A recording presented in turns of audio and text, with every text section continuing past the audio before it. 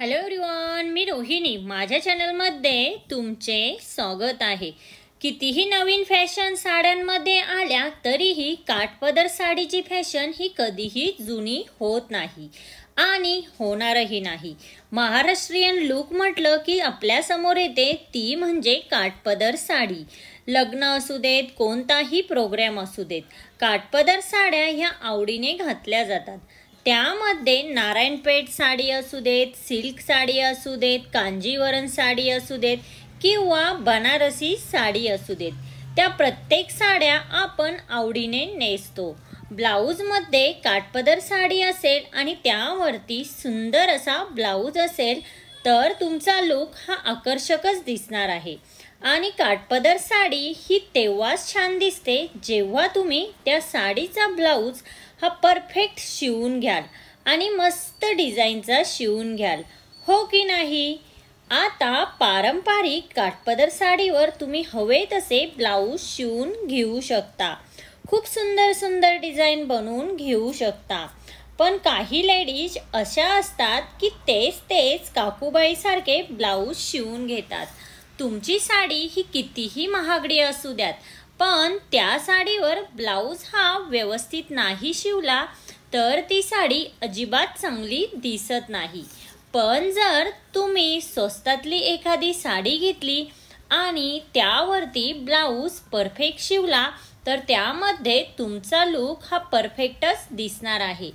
आणि ब्लाऊजमध्ये जर तुम्ही सुंदर डिझाईन स्टिच करून घेतली तर तुम्ही सुंदरच दिसणार आणि सगळ्यांमध्ये उठूनही दिसाल.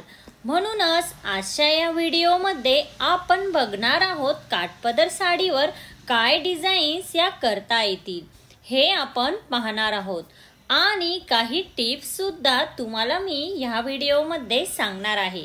त्यामुळे व्हिडिओ हा स्किप न करता शेवटपर्यंत नक्की बघा. सध्या काठपदर साडीवरती बोटनेकची फॅशन ही जोरात चालू आहे. बोटनेक ब्लाऊजमुळे तुम्हाला जास्त ज्वेलरी वेअर करायची सुद्धा गरज लागत नाही.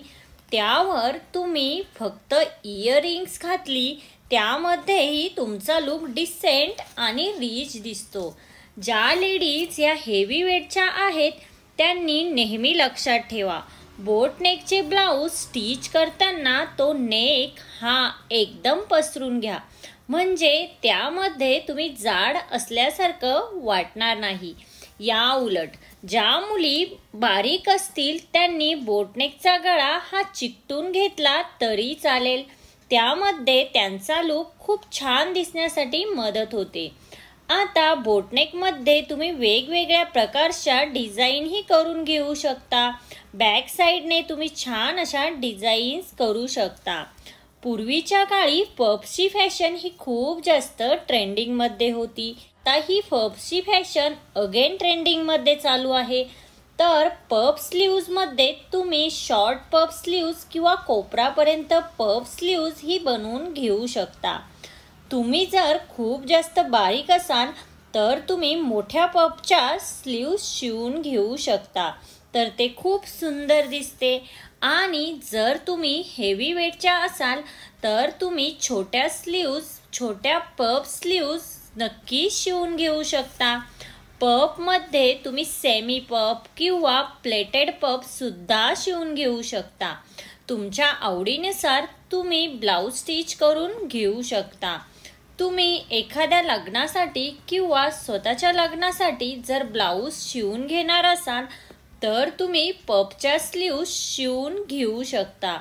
यामध्ये तुमचा लुक खूपच सुंदर आणि आकर्षक दिसण्यासाठी नक्कीच मदत होईल. जर तुम्हाला काठपदर साडीवर ब्लाऊज स्टिच करून घ्यायचा असेल आणि ब्लाऊजचे नेक सिंपल ठेवायचे असतील तर तुम्ही स्लीव्जमध्ये डिझाईन बनवू शकता.